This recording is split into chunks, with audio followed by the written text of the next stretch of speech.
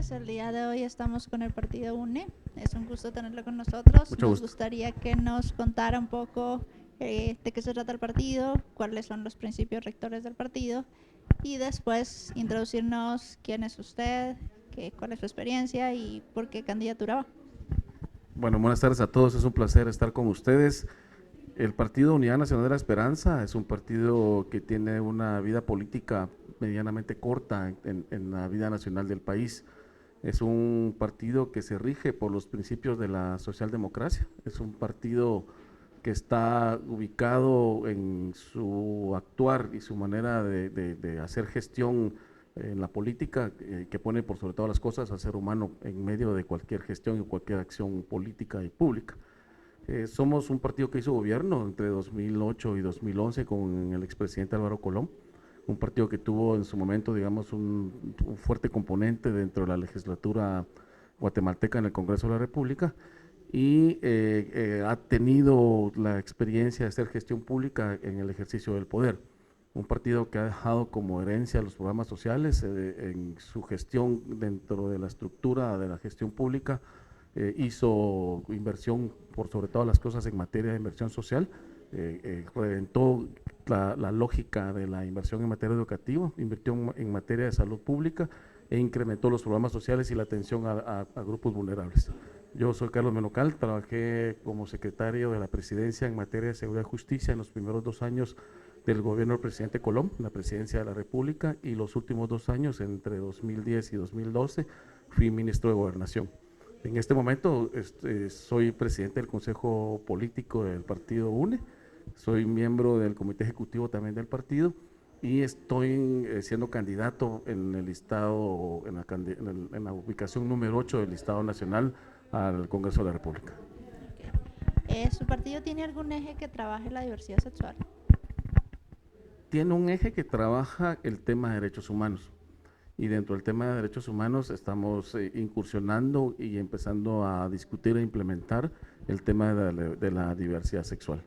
En este momento hay una compañera que se encarga de empezar a trabajar este proyecto, que posteriormente se va incorporando a la propuesta política en primera instancia y luego al plan de trabajo, al programa de trabajo.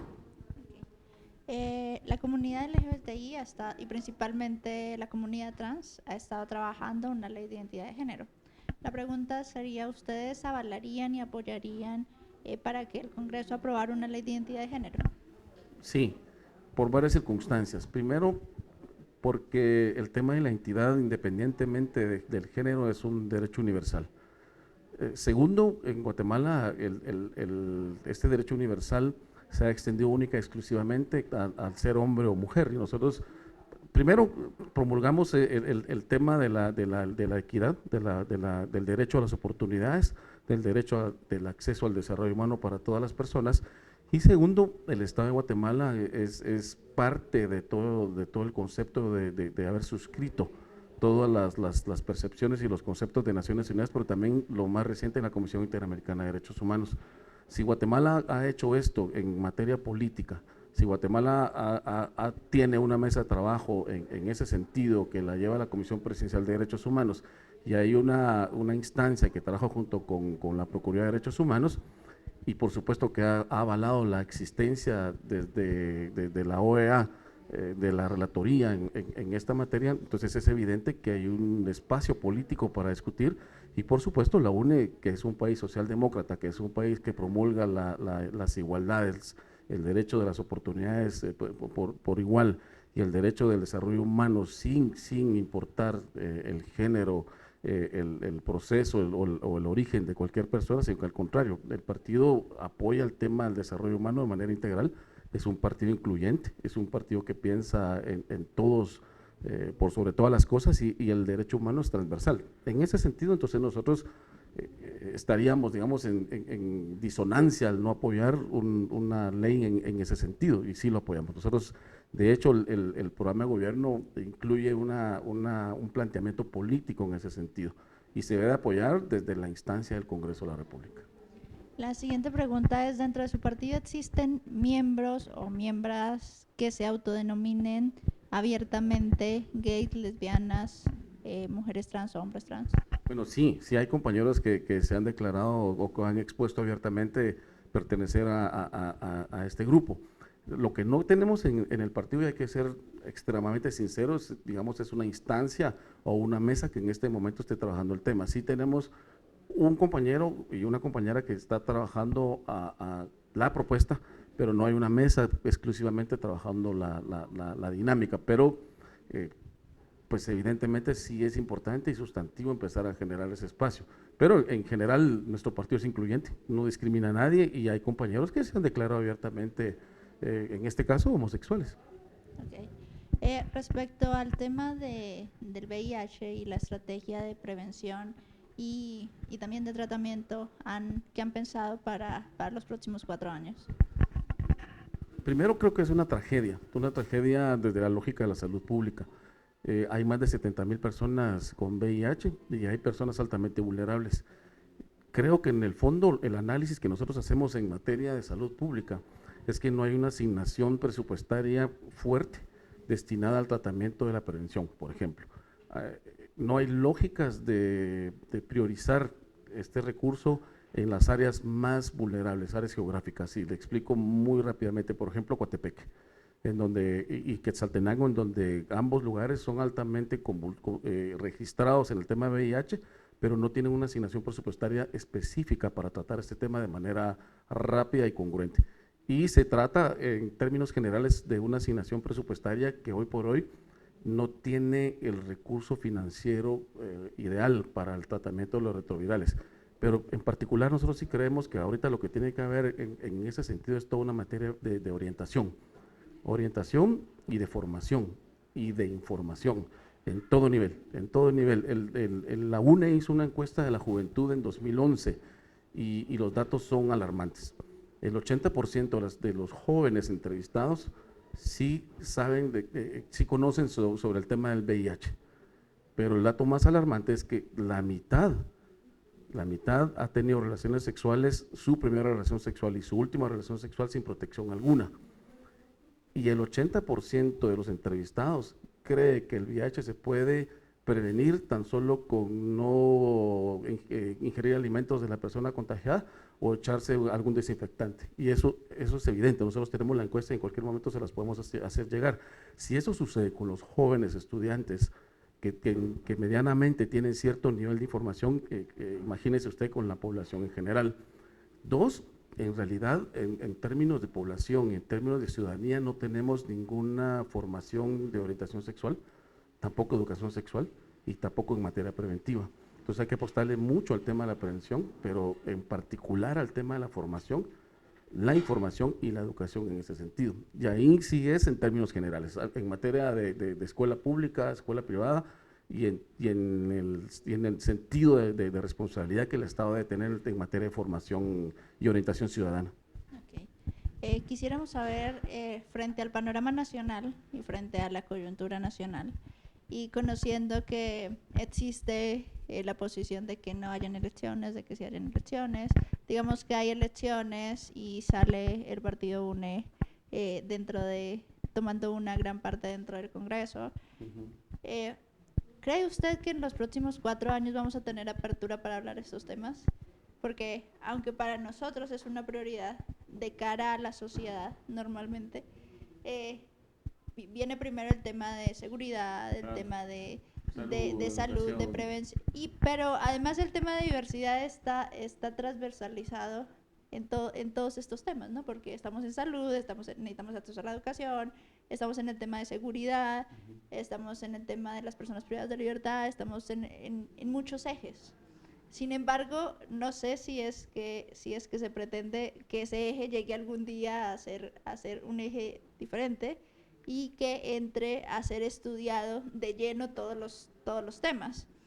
Entonces, la pregunta concreta es, de cara a la coyuntura social, ¿cree usted que en los próximos 4 años va a haber cabida para sentarnos a hablar un poco del tema de la identidad de género, del tema del VIH, de estrategias claras para la población, que es una población en riesgo, del tema de la política pública, del tema de la estrategia en salud diferenciada?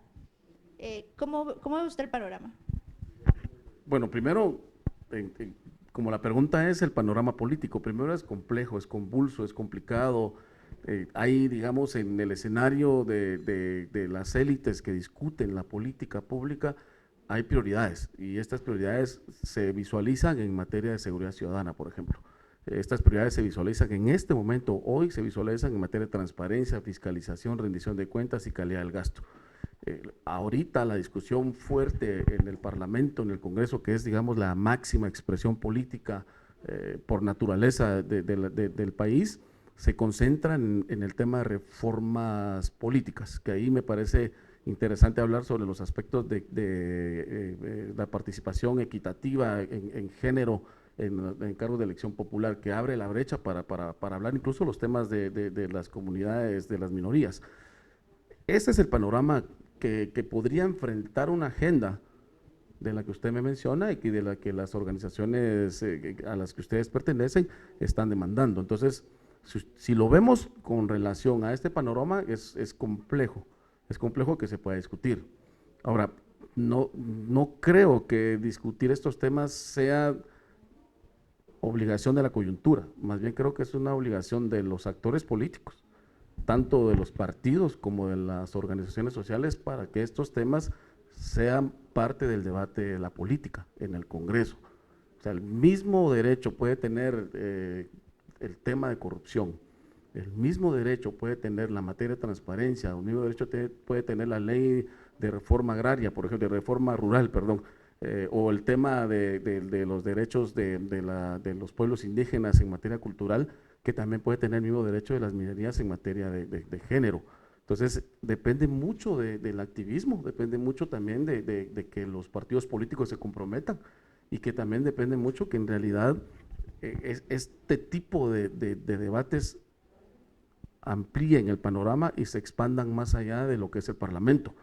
Y el otro gran dilema que hay es que también creo que hoy por hoy, aun cuando tenemos una sociedad muy conservadora, porque hay que reconocer lo que somos, una sociedad machista, conservadora, súper marginal, ultra dado a la marginación de las minorías, estos temas se tienen que debatir, se tienen que discutir, porque cada vez más estamos frente a debates que pueden ser impostergables. Y este tema de tres elementos fundamentales que deberían de tenerse en cuenta en este tema sería el tema de la cuestión de los derechos de los géneros, el tema de los derechos civiles y políticos de los géneros, incluyendo el tema de la identidad. Nosotros sí creemos que una persona debe de mantener su identidad por lo que es, no lo que pueda representar. Y creemos que también estos géneros también deben de tener un espacio en la participación política. Esa es una materia que debe ser discutida, debe ser debatida, pero insisto, el tema por sí mismo no va a exponerse en el Congreso si no se activa, si no se le prende la llama, si no se le da el estartazo. Y el mejor ejemplo es el tema de desarrollo rural. ¿Cuánto tiempo ha pasado después de 500 y pico de años de marginación con la población indígena? Y el tema de desarrollo rural es un tema aún en el Congreso tabú. Entonces depende mucho del activismo. Finalmente, quisiéramos que nos dijera su mensaje para la diversidad. Bueno, primero queremos contarles que nosotros somos un partido incluyente, un partido que no discrimina, un partido que es socialdemócrata y que piensa en el desarrollo humano por sobre todas las cosas de todas las personas, independientemente de sus expresiones, sus géneros. Segundo, reconocemos que el tema y el debate con el tema de la diversidad es joven, que aún apenas existe una relatoría en esa materia que tendrá 2 años de haber empezado y de que apenas tiene informes, que creo que solo Honduras, Argentina, Chile, México tiene 4 informes en ese sentido. Sí reconocemos que aún siendo un tema muy joven y siendo un tema tabú, aún en Guatemala, debe de expresarse y debe de someterse a un debate público, a un debate ciudadano, pero incluso también a un debate político, en donde las minorías tengan el derecho a expresarse y el derecho de exponer al más alto nivel político cuáles son sus reivindicaciones más importantes.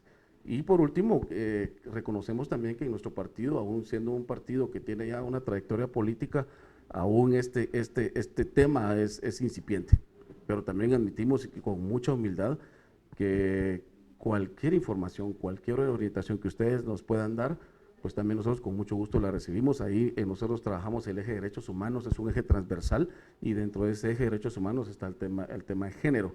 Es importante reconocer también que no somos expertos en todas las materias, que lógicamente tenemos nuestras propias dinámicas de expresión, y por supuesto, pues estamos en la mejor disponibilidad de escucharles y suscribir los compromisos y los convenios en los que podamos llegar en un acuerdo mutuo. Ok, muchas gracias.